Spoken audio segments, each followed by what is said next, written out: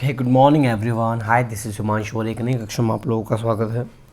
Just पिछली वाली video में हम लोगों ने अपने फॉरेन एक्सचेंज रिजर्व का पार्ट नंबर 1 पढ़ा, जहाँ पे हमने काफ़ी कुछ सीखा। ठीक है, संदीप गर्ग सर की बुक हम लोग यहाँ पर डिस्कस कर रहे हैं, बैक टू बैक चैप्टर्स डाल रहे हैं। और आज जो इस वीडियो का जो उद्देश्य है वो है उस फॉरेन एक्सचेंज रिजर्व का जो सेकेंड पार्ट है, मतलब कि चैप्टर को कंप्लीट करना। और उसमें आप सबसे पहले पिक करेंगे कि कब आपकी फॉरेन एक्सचेंज जो है, मतलब यानी विदेशी मुद्रा जो है, उसकी कब आप डिमांड करते हैं, फॉरेन एक्सचेंज की कब आप डिमांड करते हैं, ये हमारा टॉपिक है। पढ़ते हैं इसको। कहता है कि the demand of foreign exchange comes from those people who need it to make payment in foreign currency. मतलब देखो, फॉरेन एक्सचेंज की डिमांड कब पैदा होती है? जब लोगों को, मन उन लोगों की वजह से डिमांड पैदा होती है जिन लोगों को फॉरेन करेंसी में पेमेंट करनी होती है विदेशी लोगों को, यानी कि दूसरे देशों को। It is demanded by the domestic residents for the following reasons. कुछ रीजंस पे बात करनी पड़ेगी। सबसे पहले एक शब्द लिखा हुआ import of goods and services. यहाँ पे इम्पोर्ट का मतलब होता है जब आप विदेशियों से कोई माल खरीदते हैं, कोई भी गुड्स खरीदते हैं, कोई भी सर्विसेज खरीदते हैं, तब आपको उनकी ही करेंसी में उनको पेमेंट करनी पड़ती है। ऐसे केस में आप फॉरेन करेंसी की, यानी कि जो आपका फॉरेन एक्सचेंज है, उसकी डिमांड आप लोग यहाँ पे करेंगे। ये सबसे पहला शब्द हो जाता है। दूसरा यहाँ पे लिखा हुआ है टूरिज्म। ठीक है, ये बहुत पॉपुलर चीज़ है। टूरिज्म के साथ क्या होता है कि जब आप जाते हैं एक विदेश घूमने, यानी कि किसी दूसरे देश जब घूमने जाते हैं, तो जिस भी देश में आप घूमेंगे आपको उस देश की ही करेंसी की आवश्यकता होगी उस पर्टिकुलर देश में घूमने के लिए। तो आप ऐसे केस में फॉरेन एक्सचेंज की डिमांड कर सकते हैं। तीसरा है आपका यूनिलैटरल ट्रांसफ़र सेंट अब्रॉड, यानी कि अब आप भेजें। यूनिलैटरल ट्रांसफ़र क्या होता है? जो कि वन साइडेड ट्रांसफ़र होता है। सपोज़ करिए कि कोई आपने गिफ्ट भेजा है किसी दूसरी कंट्री में। ठीक है, तो जिस कंट्री में आप गिफ्ट भेज रहे हैं आपको उस देश की ही करेंसी की आवश्यकता होगी, क्योंकि जिस पर्टिकुलर कंट्री में आप गिफ्ट पहुंचाएंगे वो वहाँ के लोगों के लिए हिसाब से होना चाहिए। अगर आप ऐसा होता है कि आप इंडियन रुपये उनको भेज देते हैं तो ये बड़ा झोल मोल है कि पहले से कन्वर्ट करवाते फिर वो सफाई दो कहाँ से आया, बहुत कुछ है। तो जब आप किसी को गिफ्ट देते हैं तो आप गिफ्ट सामने वाले के हिसाब से देते हैं। तो आप ऐसे केस में भी, यानी कि यूनिलैटरल ट्रांसफ़र जो एक तरफा होती है, उस टाइम पे आप फॉरेन एक्सचेंज की डिमांड कर सकते हैं। परचेज ऑफ एसेट्स, जब आप कोई एसेट्स खरीदते हैं, ठीक है, वो भी किसी विदेशी करेंसी से। सपोज़ करिए, इन्होंने एग्जांपल दे भी रखे हैं, आप विदेश में ज़मीन खरीद रहे हैं, शेयर खरीद रहे हैं, बॉन्ड्स खरीद रहे हैं, इत्यादि कोई भी। ठीक है, तो आप जिस भी देश से कोई भी एसेट्स खरीदते हैं तो आप उस देश को उसी देश की करेंसी के हिसाब से पेमेंट करेंगे। तो आप ऐसे केस में फॉरेन एक्सचेंज की डिमांड करेंगे ज़रूर। पांचवा पॉइंट है इसका स्पेकुलेशन। स्पेकुलेशन के टाइम पे क्या होता है कि लोग क्या करते हैं कि जब उन लोगों को ये दिखाई दे रहा होता है कि विदेशी करेंसी क्या हो जाती है, कमज़ोर पड़ जाती है और आपकी करेंसी स्ट्रांग हो जाती है। मैं एग्जांपल के तौर पर बताता हूँ। मान के चलिए कि आपके डॉलर की कीमत आज के दिन 80 रुपये चल रही है और वो किसी कारणवश घट के हो जाती है, से एग्जांपल 75 रुपीज़। तो ऐसे में क्या हो रहा है कि आपकी करेंसी अप्रिशिएट हो रही है, यानी कि आपका जो इंडियन रुपया है वो क्या हो रहा है, अप्रिशिएट हो रहा है, वो स्ट्रांग हो रहा है। ठीक है, और उस कंडीशन में क्या हो, जो डॉलर है, जो फॉरेन एक्सचेंज है, वो क्या हो जाता है, थोड़ा सा वीक हो जाता है। तो लोग क्या करते हैं कि ऐसे केस में जब उन्हें ये पता है कि विदेशी करेंसी मतलब थोड़ी सी कमज़ोर पड़ गई, तो लोग उसको भर के खरीद लेते हैं। ठीक है, और वेट करते हैं कि जैसे ही डॉलर की कीमत दोबारा से 80 या उसके पार जाएगी वो उसको बेच देंगे और क्या कमा लेंगे, मुनाफा कमा लेंगे। तो ये लोग आमतौर पर making gains from appreciation of currency, यानी कि ये लोग मुनाफा कमाने के लिए भी कभी कभी सस्ती जो विदेशी करेंसी उसको खरीद लेते हैं और वो बाद में बेच देते हैं। ठीक है, एग्जाम्पल आपको वही चीज़ सिखाता है। कहता है रीपेमेंट करनी है आपको इंटरनेशनल लोन्स की। देखिए, आप इंटरनेशनल लोन्स किस से ले सकते हैं, किसी विदेशी मतलब किसी अदर कंट्री से ले सकते हैं, किसी अदर इंस्टीट्यूट से ले सकते हैं जो कि देश के बाहर है, वर्ल्ड बैंक इत्यादि हो गए, इंटरनेशनल मॉनेटरी फंड हो गए। इन सब से जब इनका कर्जा चुकाने का समय आता है तो इनको इनकी ही करेंसी में पेमेंट चाहिए। तो जब आप अपने कर्जे चुकाते हैं, अपने कर्जों की रीपेमेंट करते हैं, उस टाइम पे कि आप पाएंगे कि उनकी ही करेंसी में उनको पेमेंट आपको करनी पड़ेगी। ठीक है, यहाँ पे कुछ जो अभी हमने डिस्कस करा उसी को बस इन्होंने रीजंस के तौर पर बता दे कि क्यों, रीज़न क्या है कि आपकी जो डिमांड है वो बढ़ रही है फॉर फॉरेन करेंसी। तो सबसे पहला लिखा हुआ है इसमें कि when price of a foreign currency falls, जब आपकी विदेशी करेंसी के जो दाम है वो गिर जाते हैं तो ऐसे केस में इंपोर्ट क्यों बढ़ जाता है। तो इंपोर्ट बढ़ने का एक सिंपल सा रीज़न ये होता है कि इंपोर्ट यहाँ पे सस्ता हो जाता है। अब आप खुद सोचो कि आपको पहले मान के चलिए कोई चीज़ पड़ती थी, एक एग्जांपल के तौर पे मैं आपको बताता हूँ कि आपने कोई भी पर्टिकुलर आप एक मशीन खरीदने जा रहे हैं, ठीक है, और मशीन की कीमत है सपोज करिए $100, एक एग्जांपल के तौर पे है। अब $100 का मतलब है कि आपको 80 रुपये के हिसाब से कितने रुपए देने पड़ेंगे, तकरीबन 8,000 रुपये देने पड़ेंगे, ठीक है।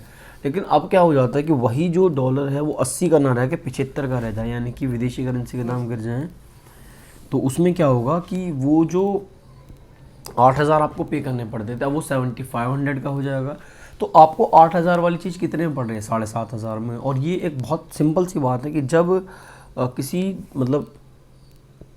किसी भी चीज़ के दाम कम हो जाते तो ऐसे केस में आप उसकी डिमांड आमतौर पर बढ़ा देते हैं, इसी वजह से आप अपने इंपोर्ट भी यहाँ पे बढ़ा लेंगे। देन वो उसके ऊपर क्या बात करेगा, देखिएगा, कहता है when foreign currency become cheaper in terms of domestic currency, यदि आपकी विदेशी करेंसी चीपर है यानी कि उसकी कीमत कम है आपकी डोमेस्टिक करेंसी के सामने, तो आप ऐसे में क्या कर रहे हैं कि आप टूरिज्म को प्रमोट करते हैं, ठीक है।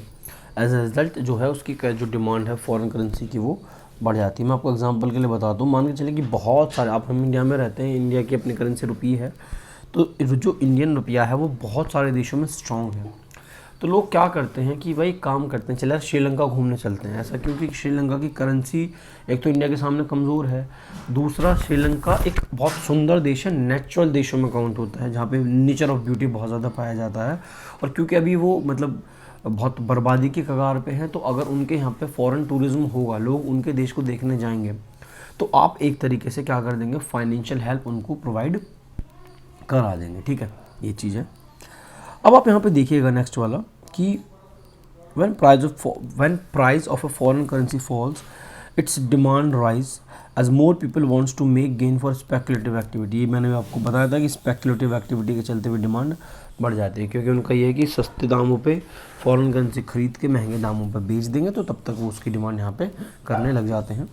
फिर वो आपको पढ़ाएगा उसका डिमांड कर्व जो है। डिमांड कर्व में क्या होता है कि डिमांड कर्व जो है बेसिकली इसका स्लोप डाउनवर्ड है, स्लोप डाउनवर्ड कर्व, क्योंकि ड्यू टू इन्वर्स रिलेशन, ये बहुत बड़ी बात कही है इसने कि जो है इनके बीच में इन्वर्स रिलेशन होता है। किस किस के बीच में होता है, चेक करते हैं, between demand for foreign exchange and foreign exchange rate. मतलब समझते हैं इसका, इसमें मान के चलिए कि इसका जो रेट है, जो बेसिक रेट है मार्केट के अंदर, वो R1 है, और उस R1 में उसकी कितनी डिमांड होती है, Q1 डिमांड होती है, ठीक है। फॉरेन करेंसी की जो प्राइस है, उसका जो रेट है वो क्या चल रहा है, अभी R1 चल रहा है, उसकी डिमांड कितनी है, Q1। अब उन्होंने क्या किया कि उन्होंने उसका रेट बढ़ा दिया। अब आपको पता है कि अगर कुछ चीज़ आपको महंगी मिलेगी तो आप उसको खरीदोगे क्यों, अगर आप उसको स्पेकुलेशन की एक्टिविटी से देखते हैं, तो जब आपको पता कि डॉलर 80 की जगह 81 का हो गया, तो आपको तो महंगा पड़ रहा है, तो आप तो उसको कम खरीदोगे। आप उसको खरीदोगे ज़्यादा, कब ज़्यादा खरीदोगे, जब उसके दाम यहाँ पे गिर जाएंगे, तब आप उसकी जो डिमांड है आमतौर पर बढ़ा देंगे। तो क्योंकि रेट और डिमांड के बीच में जो फॉरेन एक्सचेंज है उनके बीच में नेगेटिव रिलेशन होता है, इसी वजह से जो उसका डिमांड कर रहा है वो स्लोप डाउनवर्ड है और आपके आगे बना हुआ है। ये आपको वही चीज़ दर्शाता है, आप इसको सिर्फ एक बार के लिए पढ़ लीजिए, दैट्स इट, और कुछ यहाँ पर नहीं आएगा। फिर लिखा हुआ 11.5 में supply of foreign exchange. What is this, supply foreign exchange increase from any transaction that invoice receipts of foreign currency. The supply for foreign currency comes from those people who received it due to the following reason। अब बात करेंगे यहाँ पे कि कब supply होती है foreign exchange की। अभी तक तो आप डिमांड कर रहे थे, डिमांड करे जा रहे थे, अब आप सप्लाई करोगे, यानी कि आप अपनी जेब से फॉरेन एक्सचेंज मार्केट में उल्टा निकाल के दोगे। तो सबसे पहला क्या होता है, एक्सपोर्ट। ये बहुत ज़रूरी चीज़ है, ठीक है। Supply foreign exchange through the export of the goods and services. देखिए, जब आपके देश में बहुत ज़्यादा एक्सपोर्ट होता है तो ऐसे केस में क्या होता है कि आपके देश में विदेशी मुद्राएं आती हैं, यानी कि जब आप विदेशी लोगों को सामान बेचते हैं तो अपनी करेंसी में पेमेंट करते हैं। इससे क्या होता है कि आपका फॉरेन एक्सचेंज रिजर्व तैयार होता है। देन फॉरेन इन्वेस्टमेंट, यदि विदेशी आपके देश में इन्वेस्टमेंट करते हैं, ठीक है, देखिए उनका सिंपल है, वो इन्वेस्ट करने के लिए आ रहे हैं, ठीक है, तो वो क्या करेंगे कि वो अपनी ही करेंसी में जो पैसा है वो आपके देश में लेके आएंगे।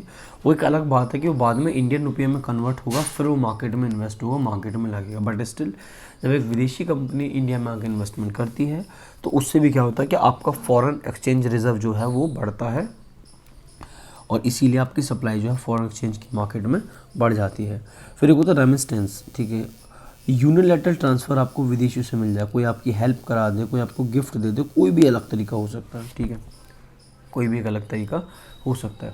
एग्जांपल की मान के चलिए कि कोई भी एक ऐसा देश, रशिया की एग्जांपल लेते हैं कि रशिया जो है इंडिया में हेल्प कराना चाहता है किसी भी वजह से, तो ऐसे में क्या होगा कि रशिया के पास इंडियन रुपया नहीं है, अगर होगा भी तो उसके रिज़र्व में होगा, और वो रिज़र्व का पैसा हमारे ऊपर आने वाला है नहीं। तो वो ऐसे में क्या करेगा कि वो इंडिया में अपने ही करेंसी में जो है वो मतलब हेल्प कराएगा। वो एक अलग बात है कि वो इंडिया में आने के बाद वो इंडियन रुपए में कन्वर्ट होंगे, देन वो लोगों तक हेल्प पहुंचेगी। तो उस केस में भी आपके देश में फॉरेन एक्सचेंज की सप्लाई जो है बढ़ जाती है। स्पेकुलेशन वाला कंसेप्ट आप बिल्कुल देखिए। अभी जो हमने कहा था कि लोग सस्ते दामों में खरीद लेते हैं, मतलब डिमांड करते हैं। अब वो क्या होगा कि अगर आपका फॉरेन एक्सचेंज किसी कारणों से स्ट्रांग हो जाता है, तब वो उसको मार्केट में बेच के अपनी स्पेकुलेशन एक्टिविटी से जो गेन है वो कमा लेते हैं। Loan from rest of the world, यदि आप विदेशियों से लोन लेते हैं अपने खर्चे पूरे करने के लिए, क्योंकि India is a developing country, तो अगर आप अपने खर्चे पूरे करने के लिए विदेशियों से लोन लेते हैं तो भी आपके पास फॉरेन एक्सचेंज जो है रिजर्व आएगा और उसकी सप्लाई मार्केट में ज़्यादा दिखाई देगी। अभी छठा पॉइंट तो समझ ले, चौथा वो क्या कहते हैं आपका तीसरे पॉइंट जैसा ही है, grant and donation from abroad. यदि कोई विदेशी व्यक्ति आपको चंदा देता है, आपको दान में देता है, तो भी आपके पास फॉरेन करेंसी आएगी और उससे उसका जो सप्लाई है मार्केट में बढ़ जाएगा। ठीक है, इसके कुछ बेसिकली रीजंस के ऊपर बात करते हैं। सबसे पहले कहता है कि कब कब रीजन होता है। पहला वाला कहता है when price of a foreign currency rise. देखिए डिमांड वाले केस में घट रहे थे, यहाँ पे बढ़ रहे हैं। ठीक है, तो ऐसे केस में क्या होगा कि जो आपकी डोमेस्टिक गुड्स है वो कैसी हो जाएगी, सस्ती हो जाएगी, और इस वजह से आपके देश में जो एक्सपोर्ट है, यही वो रीज़न है कि आपके देश में जो एक्सपोर्ट है वो बढ़ जाएगा। लोग आपके देश में से सामान खरीदना इसलिए पसंद करेंगे क्योंकि आपके देश में उनको सामान क्या पड़ रहा है, पहले के कंपैरिजन में सस्ता पड़ रहा है, और सस्ती चीज़ों की डिमांड ज़्यादा होती ही होती है। आप इस चीज़ को इस एग्जाम्पल के माध्यम से खूब आराम से पढ़ सकते हैं। That is A read only. आप इसको पढ़ लीजिए, आपको प्रॉपर समझ में आ जाएगा। सेकंड वाला क्या कहता है, one price of foreign currency rise. देख लीजिए, वो वापस से उसके दाम बढ़ जाते हैं। Supply of foreign currency rise as people wants to make gain from speculative activity. ये बात मैंने अभी आपसे बताई भी थी कि स्पेकुलेशन एक्टिविटी में जैसे उन्हें ये लगेगा कि अब विदेशी करेंसी स्ट्रांग हो रही है, उसके दाम बढ़ रहे हैं, वो मार्केट में बेच के मुनाफा कमा लेंगे। When price of a foreign currency rise, इसमें फिर नेक्स्ट क्या रहेगा, investment from the foreign country into the domestic country also rise due to rise in purchasing power of foreign currency in the domestic currency. ठीक है, अब आपको पता है विदेशियों को कि भाई हम तो इनके देश में बहुत स्ट्रॉन्ग है, तो अगर हम इन्वेस्टमेंट करते भी हैं तो हमारे हिसाब से अगर हम 10 रुपये खर्च करते तो इनके हिसाब से तो वो शायद कितने हो गए आपके 800 रुपये हो गए। अगर डॉलर के कंपैरिजन में देखें कि $10 कितने के इक्वल बैठेंगे, 800 के इक्वल बैठेंगे, तो वो तो फिर इंडिया में इन्वेस्ट कर सकते हैं। उन्हें कोई ऐसी झिझक नहीं कि अरे बस $10 इन्वेस्ट करने, लेकिन इंडिया में कितने इन्वेस्ट हो जाएंगे, आपके 800 रुपये इन्वेस्ट हो जाएंगे। That's why. ठीक है, ऐसे केस में आपका टूरिज्म भी बहुत ज़्यादा प्रमोट होता है। टूरिज्म क्यों प्रमोट होता है, टूरिज्म को प्रमोट होने का रीज़न भी वही है क्योंकि आपकी करेंसी, तो टूरिज्म भी प्रमोट इसी वजह से होता है क्योंकि आपकी करेंसी विदेशी कंपैरिजन के हिसाब से तो सस्ती है, तो लोगों को और मतलब जो उन्हें लगता है कि करेंसी सस्ती पड़ रही है, तो ऐसे केस में वो आपके देश में ट्रैवल करना पसंद करते हैं क्योंकि उन्हें पता है कि वहाँ घूमना बहुत ज़्यादा सस्ता है। ऐसे केस में आपके सप्लाई होती है। अब हमें यहाँ पे देखना है कि जो आपका फॉरेन एक्सचेंज का जो सप्लाई कर्व है वो कैसा है। इससे पहले हम लोग देख चुके हैं कि फॉरेन एक्सचेंज का जो डिमांड कर्व था वो कैसा रहा है। ठीक है, तो ये अब ऑब्वियसली बात है उसका जो उल्टा काम करेगा। Supply curve of foreign exchange slope upward, यानी इसका जो स्लोप है वो ऊपर की तरफ है, और जो आपका डिमांड कर्व था वो किसकी तरफ था, नीचे की तरफ था। नीचे की तरफ होने का रीज़न उसका क्या था, क्योंकि वो एक नेगेटिव रिलेशन अपना रहा है, एक इन्वर्स रिलेशन अपना रहा है। तो यहाँ पे कहेगा कि upward due to positive relation between supply of for foreign exchange and the exchange rate. अब मेरी बात सुनो भाई, ऐसा इसलिए है क्योंकि अब अगर आप, मैं वही बात स्पेकुलेशन वाले ही एग्जांपल्स अगर मैं आपको समझाना चाहूँ तो स्पेकुलेशन वाले कंसेप्ट में ये होगा कि जब आपको पता है कि आपके फॉरेन एक्सचेंज के रेट बढ़ रहे हैं, ठीक है, तो आप उसे ज़्यादा से ज़्यादा मार्केट में बेचने की कोशिश करोगे और 100% ऐसे केस में सप्लाई बढ़ेगी ही बढ़ेगी। जब आपकी फॉरेन एक्सचेंज स्ट्रॉन्ग है तो भाई उस केस में उसकी सप्लाई बढ़ना बहुत ज़्यादा स्वाभाविक है, और वही चीज़ वो यहाँ पे दर्शाता है। तो ये कहता है कि मान के चलिए कि आपका रेट R1 से Q1 था इसकी डिमांड को लेके या उसकी सप्लाई को लेके, तो अब जैसे ही उसका रेट R2 हुआ तो लोगों ने उसकी सप्लाई बढ़ा दी। ठीक है, इससे क्या होता है कि उसका जो पॉजिटिव रिलेशन वो दर्शाता है, और इस चीज़ में आपको वही देखने को मिलता है, और ये सिर्फ आपको रीड करना है, दैट्स इट। फिर आपसे कहेगा कि डिटर्मिनेशन आपको करना है एक्सचेंज रेट का, कि कब आपकी इकोनॉमी जो है वो बैलेंस अपने आप को मानती है, कब वो अपने आप को इक्विलिब्रियम मानती है। Like the price of A commodity, flexible exchange rate is determined by the interaction of forces of demand and supply. यानी सीधी सी बात है कि जो फ्लेक्सिबल एक्सचेंज रेट है, ठीक है, आपका फिक्स्ड है, फ्लेक्सिबल है, मैनेज्ड है। तो ये किस हिसाब से काम करता है? मार्केट फोर्स के हिसाब से काम करता है। और मार्केट फोर्स के according the equilibrium exchange rate is determined at the level where demand for foreign exchange is equal to the supply of foreign exchange. यानी कि जब आपकी जो डिमांड और जब सप्लाई, जब वो दोनों आपस में इक्वल होती हैं, उस केस में आपको पॉइंट नंबर ई मिलता है, और वो आपका कहलाता है इक्विलिब्रियम ऑफ, क्या कहते हैं आपका, इक्विलिब्रियम ऑफ एक्सचेंज रेट। अगर उसमें कंडीशंस अगर ऐसी चलती हैं कि आपको उसमें एक्सेस सप्लाई की बात करता है या फिर आपका एक्सेस डिमांड की बात करता है, तो अभी आपने पढ़ा था कि कब आपकी डिमांड ज़्यादा होती है और कब आपकी डिमांड आमतौर पर कम आपको देखने के लिए मिल जाएगी। जब आपके रेट कम होते हैं तो ऐसे केस में क्या होता है कि रेट कम होने से सप्लाई कम हो जाती है, ठीक है, और उस केस में डिमांड आपकी थोड़ी सी ज़्यादा हो जाती है। तो वो जो कंडीशन पैदा होकर आती है वो आपकी निकल के आती है आपके रेट के कम होने से, कि रेट के कम होने से आपकी सप्लाई घट गई और आपकी डिमांड आमतौर पर बढ़ गई। और जैसे ही इसके रेट बढ़ जाते हैं, रेट बढ़ने से जस्ट उल्टा होता है। रेट बढ़ने से क्या होता है कि आपकी डिमांड कम हो जाती है और आपकी सप्लाई बढ़ जाती है। तो एक्सेस सप्लाई और एक्सेस डिमांड को कंट्रोल करने के लिए जब आपकी दोनों वैल्यूज़ इक्वल होती हैं तो आपको मिलता है बैलेंस्ड इक्वेशन, ठीक है। यही चीज़ आपको उसने यहाँ पे पढ़ाई है, कुछ एक्सेस में नहीं है, रीड, ठीक है। ये सिर्फ रीड करने के मोटिव से है और ये कोई इतना ज़्यादा हार्ड या कोई टफ चीज़ नहीं है।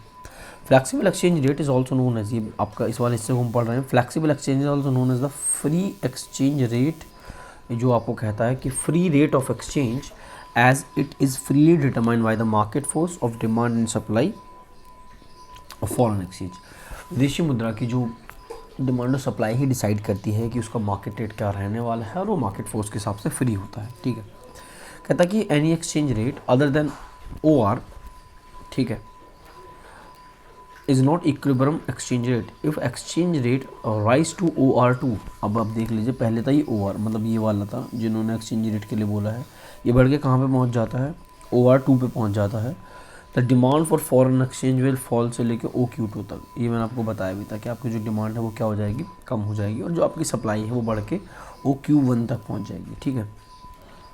It will be situation of excess supply, already मैं बता चुका हूँ कि जब आपकी जो डिमांड है वो सप्लाई से कम रहेगी, ठीक है, तो ऐसे केस में आपकी सप्लाई ज़्यादा, as a result foreign exchange result will fall till the again reach the equilibrium level of QR। ऐसे केस में क्या होगा कि जब मार्केट में एक्सेस सप्लाई वाले केसेस में क्या होगा कि आपका एक्सचेंज रेट तब तक गिरेगा जब तक वो मार्केट में इक्विलिब्रियम कंडीशन को वापस से ना रीच कर ले। देन उसके बाद जो सेकंड वाला फेस है कि अगर आपका जो प्राइस है वो OR से कितने पे आ जाता है, वो OR2 पे गिर जाता है, OR1 से। जब आपका जो ये जो एक्सचेंज रेट का जो प्राइस है वो OR से कितने पे गिर जाता है, वो OR1 पे गिर जाता है, तो ऐसे केस में क्या होगा, आपकी डिमांड बढ़ेगी और डिमांड बढ़ के OQ1 पे पहुंच जाएगी और आपकी जो सप्लाई है वो गिर के OQ2 तक आ जाएगी। तो ऐसे केस में क्या होता है कि आपके पास एक्सेस डिमांड होता है और आपके एक्सेस डिमांड में क्या होगा, it will push up the exchange rate till it reach OR।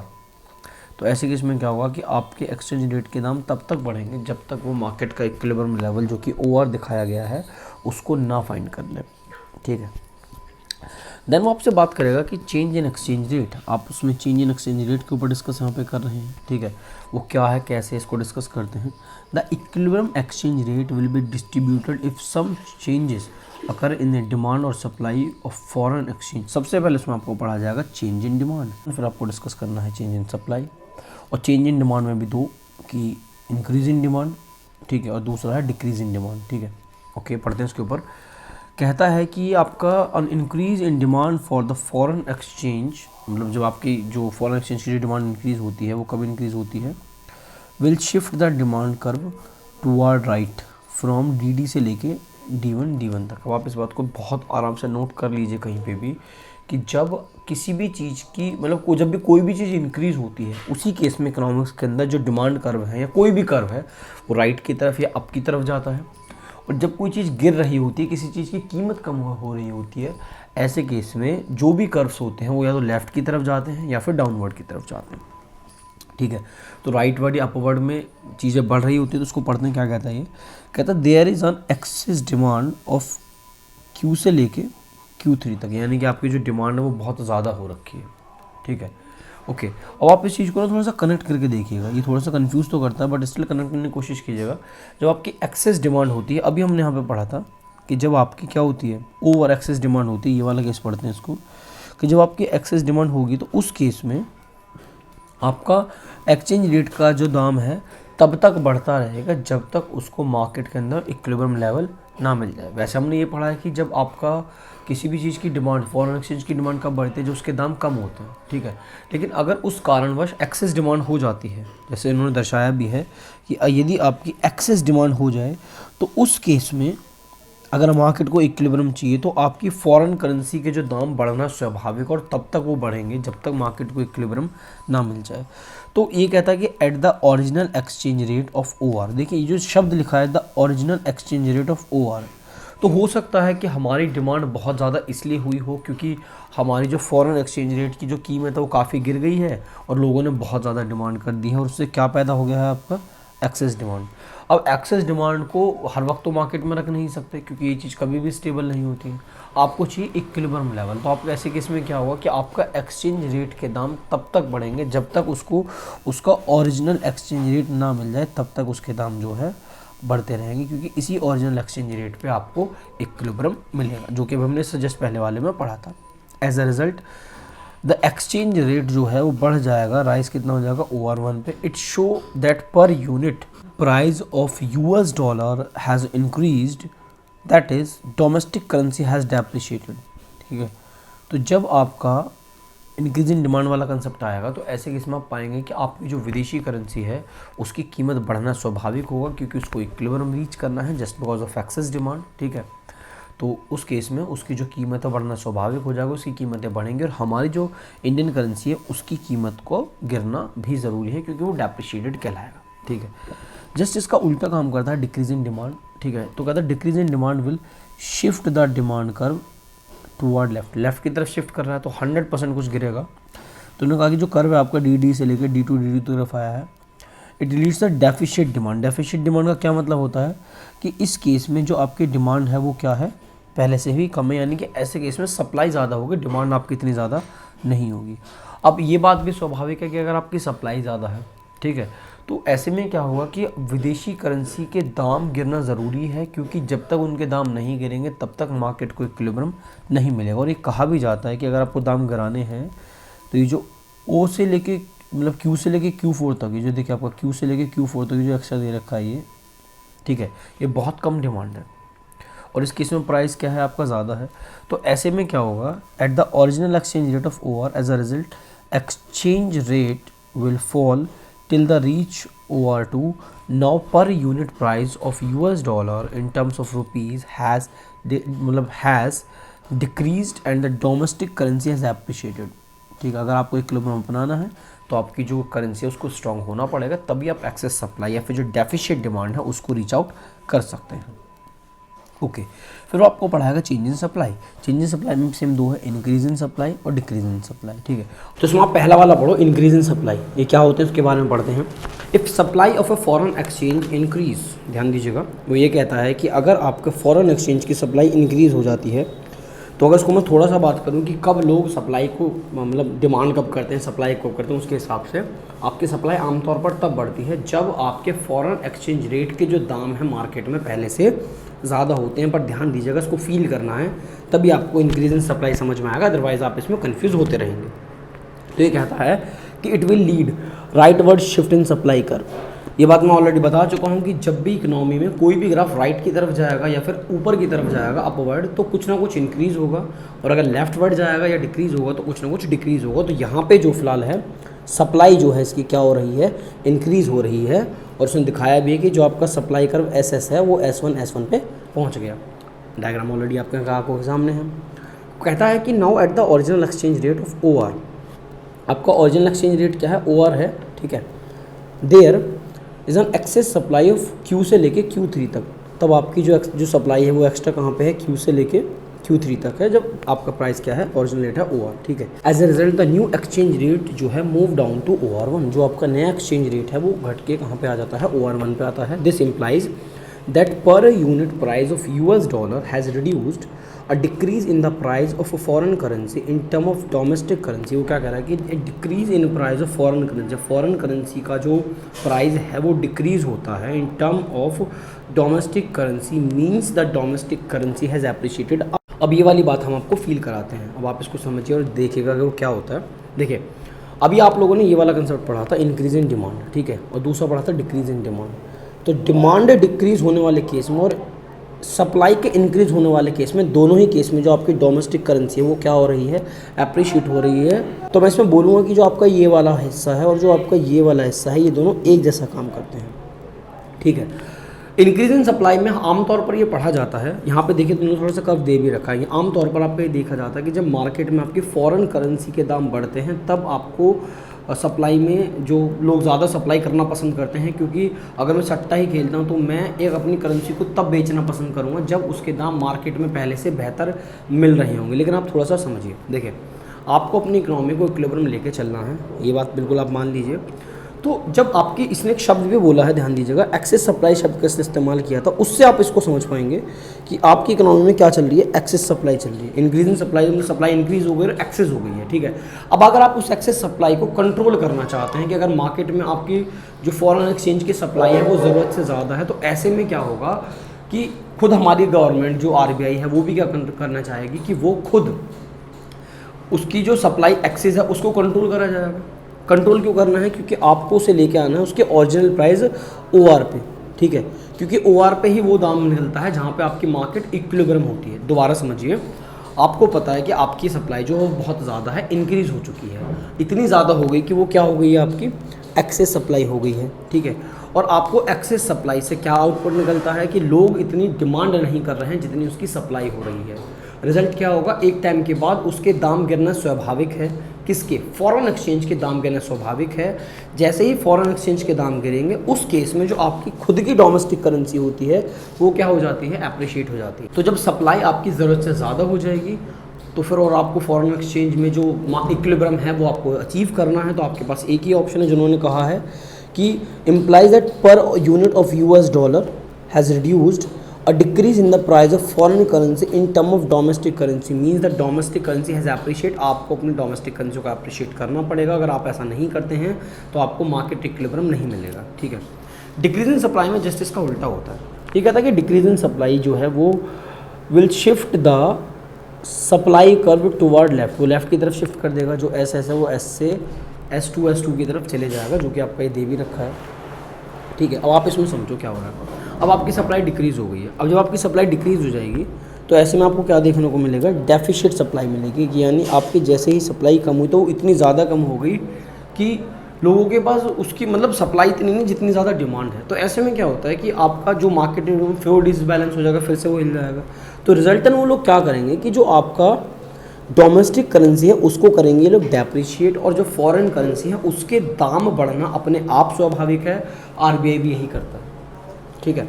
और यही जो आपका पॉइंट नंबर 2 है जहाँ पे आपकी करेंसी डेप्रिशिएट हो रही है और इंक्रीज इन डिमांड जो है आपका, देखिए क्योंकि अगर ज़रूरत से ज़्यादा डिमांड होगी तो उसे कंट्रोल करना पड़ेगा। अगर ज़रूरत से ज़्यादा सप्लाई आपकी गिर जाएगी तो भी आपको उसको कंट्रोल करना पड़ेगा। तो इस तरीके से लोग काम करते हैं। और जो मैं आपसे बार बार डिस्कस कर रहा हूँ कि जो इक्विलिब्रियम है उसके बाद आप इस लास्ट में पढ़ना होता है foreign exchange market. What is this? सबसे पहली बात, वापस से मार्केट कोई एक पर्टिकुलर प्लेस नहीं है।